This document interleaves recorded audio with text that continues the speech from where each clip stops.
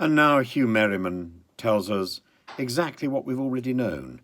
It would have been cheaper in the long run to have settled the railway strike at the beginning. That's the rail minister who is actually admitting what we've already known. But it wouldn't have been cheaper just for the railways to settle the strike. It would have been cheaper for the theatres. It would have been cheaper for the various leisure industry, hotels, the various things that depend on people getting from one place to another. They have all suffered because of this stupidity. So, no, it's not just £1 billion that have been wasted in the rail strikes.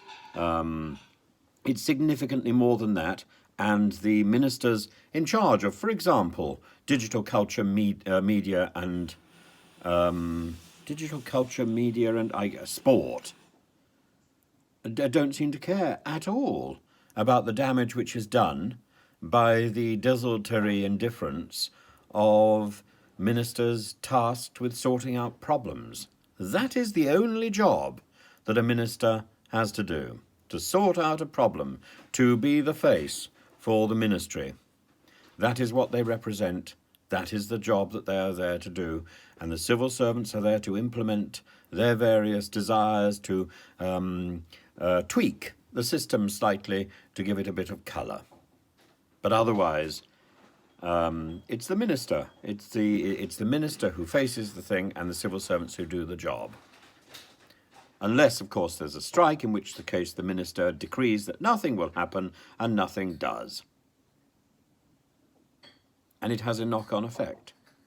So thank you very much, Huw Merriman, for making it very clear that the strikes have cost the wider UK economy 700 million from June to Christmas.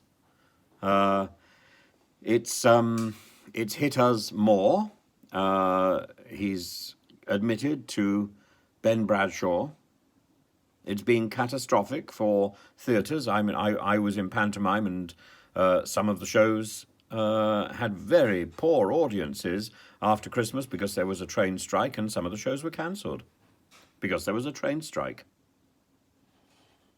This is the one time in the year when theatres can be full outside the West End. And the obsession, the ideological obsession that this government has got with breaking the union spirit is going to break our country. Now it's doing it with the NHS as well. It's ridiculous. It's ridiculous, it's tiresome, and they just need to deal with it. You know, most of this was brought on by their own ideological nonsense. The Priti Patels, the Nadine Dorrises, the Suella Bravermans, the Dominic Raabs, even the David Davises. This assembly of light-headed individuals who just want to make their mark by establishing that their thoughts are better than anybody else's. Well, the reality is quite clear. There are no thoughts.